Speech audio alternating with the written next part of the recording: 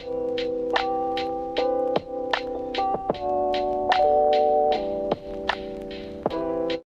Everybody, मैं हूँ doctor Shayantika and welcome to my YouTube channel.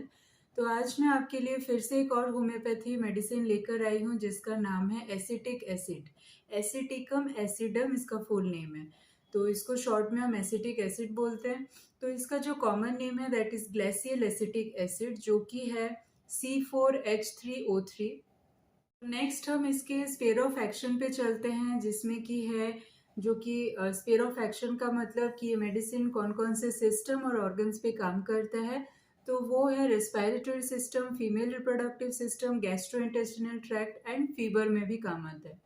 चलिए अब हम इसके डिजीज सिम्टम पे चलते हैं। पहला है इसका गैस्ट्रोइंटेस्टिनल ट्रैक्ट में अगर चलेंगे तो इनमें डायरिया बहुत ज़्यादा रहता है, लार्ज क्वांटिटी रहते हैं, बहुत ज़्यादा वीकनेस उसके कारण हो जाते हैं।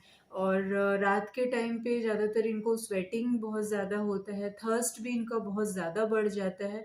तो ये है इनका gastrointestinal tract. Then female reproductive system में अगर आएंगे तो प्रेगनेंसी के टाइम पे जो एसिडिटीज, वोमिटिंग्स बहुत ज़्यादा रहता है, या फिर बहुत ज़्यादा सलाइवेशन हो रहा है डे एंड नाइट, तो भी एसिटिक एसिड बहुत अच्छा काम करता है। देन अगर हम इनके रेस्पिरेटरी सिस्टम पे चलेंगे तो डिप्थीरिया के केस में बहुत अच्छा काम करेगा, जिसका मतलब है कि एक इन्फेक्शन है जो कि थ्रोट एंड नोज में होते हैं। देन अगर बोलेंगे तो डिज्निया में बहुत अच्छा काम करता है, मतलब कि डिफिकल्टी इन ब्रीदिंग। देन अगर सांस अगर अंदर ले रहे हैं तो उस टाइम पे इनको कफ बहुत ज़्यादा आ जाएगा। तो ऐसे केसेस में एसिटिक एसिड बहुत अच्छा काम करता है। देन अगर हम इनके फीवर पे चलेंगे तो फीवर में इनका जो स्किन है बहुत ज़्यादा हॉट रहता है, बहुत ज़्यादा रेड हो जाते हैं, एकदम ड्राई हो जाते हैं। तो फीवर के टाइम में ऐसा इनका स्किन रहता है, स्वेटिंग भी होते हैं। लेकिन एक चीज़ कैरेक्टरिस्टिक है कि इनको थर्स्ट स्पेशली फीवर के टाइम पे बिल्कुल भी नहीं रहता, मतलब पानी का प्यास इनको बिल्कुल भी नहीं लगता है। तो ये था इनका डिजीज सिम्टम के बारे में। हम अगर चलेंगे इनके फिजिकल सिम्टम्स में, इनमें ऐसा है कि कोई भी हेमरेज अगर हो रहा है फ्रॉम एनीवेयर, लाइक एनस हो गया, यूट्रस हो गया, स्टमक हो गया, या फिर थ्रोट हो गए, नोज हो गए, तो कहीं से भी अगर हेमरेज का केस है तो एसिटिक एसिड काम करने वाला है।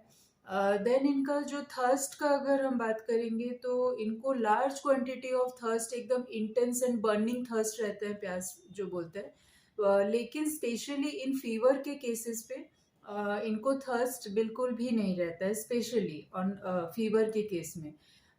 तो ये हो गया इनका एक और।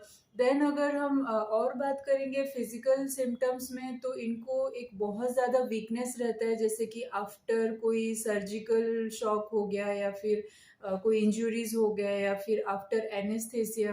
तो वैसे में अगर बहुत ज़्यादा ग्रेट प्रोस्टेशंस में ग्रेट जो वीकनेस बहुत ज़्यादा हो रहा है, तो इसमें बहुत अच्छा काम करता है एसिटिक एसिड।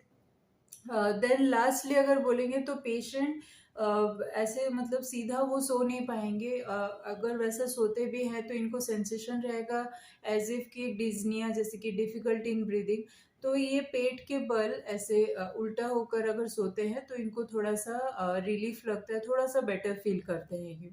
तो ये हो गया इनका फिजिकल सिम्टम्स। तो फ्रेंड, ये था हमारा एसिटिक एसिड के बारे में। तो आज के लिए इतना ही। हम फिर मिलते हैं नेक्स्ट वीडियो पे एक नया टॉपिक लेकर के। आप मेरे चैनल को प्लीज सब्सक्राइब कर दीजिएगा। तब तक के लिए thank you and keep learning.